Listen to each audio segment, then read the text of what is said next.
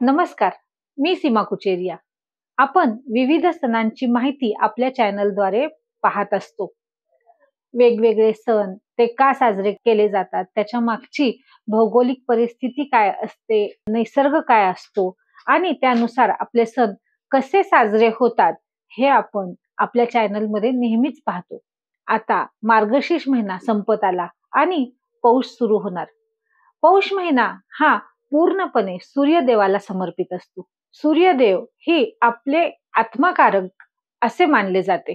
आपल्या शास्त्रामध्ये सूर्याला पिताकारक, आत्माकारक असे म्हटले गेले आहे. सूर्याचा प्रकाश पृथ्वीवर पडला की सगळी जी सृष्टी आहे ती जागरूक होते आणि आपल्या आपल्या कामाला लागते.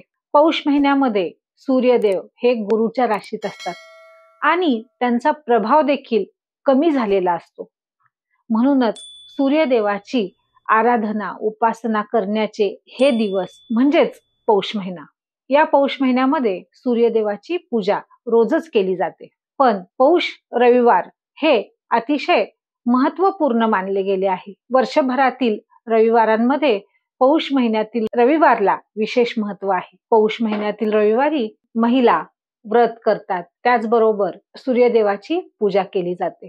तांब्याच्या भांड्यामध्ये पाणी घेऊन त्याच्यामध्ये कुंकुम, लाल फूल टाकून सूर्याला अर्घ्य देण्यात येतो. त्याचबरोबर अंगणामध्ये सूर्याची प्रतिमा रेखाटली जाते. त्या सूर्य प्रतिमेवरती हळदी, कुंकू, अक्षता टाकल्या जातात आणि प्रसाद म्हणून तीळ, गूळ, शेंगदाणे अशा प्रकारचे स्निग्ध पदार्थांचा नैवेद्य सूर्यदेवाला दिला जातो. त्याचबरोबर पेरू, हरभरा, बोर हे देखील सूर्यदेवाच्या आवडीचे आहेत, म्हणून ते देखील त्या सूर्यदेवाच्या प्रतिमेवर वाहिले जातात. यथासांग पूजा केली जाते. त्याचबरोबर सूर्यनारायणाची कथा ऐकण्याची देखील प्रथा आहे. पूर्ण दिवस उपवास करून संध्याकाळी उपवास सोडला जातो. अशा प्रकारे सूर्यदेवाची उपासना केली जाते. तांब्याच्या भांड्यातून सूर्याला अर्घ्य द्यायचा आहे. त्याचबरोबर गायत्री मंत्राचा पठण देखील करायचं आहे. या दिवशी सूर्यनमस्कार करणं, लाल कपडे परिधान करणं, गूळ, शेंगदाणे खाणं हे चांगलं मानलं आहे. त्याचबरोबर तीळ, गूळ, शेंगदाणे, लाल कपड्यांचं दान हे देखील या दिवशी शुभ मानले आहे.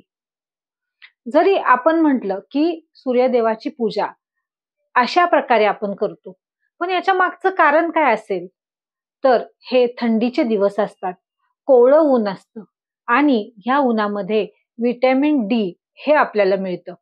मग ते उन्हात बसून सूर्याची पूजा करणं, आजीकडून कहाणी ऐकून घेणं आणि तोपर्यंत आपल्या अंगावर सूर्यकिरण पडतात आणि आपल्याला व्हिटॅमिनचा देखील पुरवठा होतो.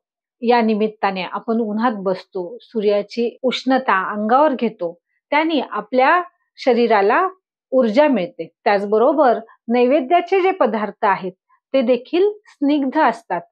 तीळ, गूळ, शेंगदाणे हे थंडीच्या दिवसामध्ये आपली रुक्ष झालेली जी त्वचा आहे त्याच्यासाठी एक उपाय असतो. म्हणून सूर्याला हा नैवेद्य देखील आपण दाखवतो आणि प्रसाद म्हणून ग्रहण करतो. आपण जरी म्हटलं की हे शास्त्रीय कारण जरी बाजूला ठेवलं तरी धार्मिक भावनेतून आपल्या शरीराला योग्य असलेली उष्णता प्राप्त होणं, त्याचबरोबर आपल्याला स्निग्ध पदार्थ प्राप्त होणं हा या मागचा खरा उद्देश आहे. म्हणूनच आपण पौष महिन्यातील रविवारी जरी आपल्याला व्रत करायला नाही जमले तरी आपण यथासांग सूर्यनारायणाची पूजा करायला हवी. सूर्यप्रकाश अंगावर घ्यायला हवा आणि तीळ, गूळ, शेंगदाणे असे स्निग्ध पदार्थ देखील ग्रहण करायला हवे. अशा प्रकारे आपण आपली संस्कृतीचं जतन करायचं आहे आणि हे जे आध्यात्मिक सण आलेले आहेत ते यथासांग साजरे करायचे आहेत. अशा प्रकारची वेगवेगळी माहिती जाणून घेण्यासाठी माझे चॅनल आजच सबस्क्राईब करा. आपल्याला सुख, समृद्धी, आरोग्य आणि ऐश्वर्य प्राप्त हो. धन्यवाद.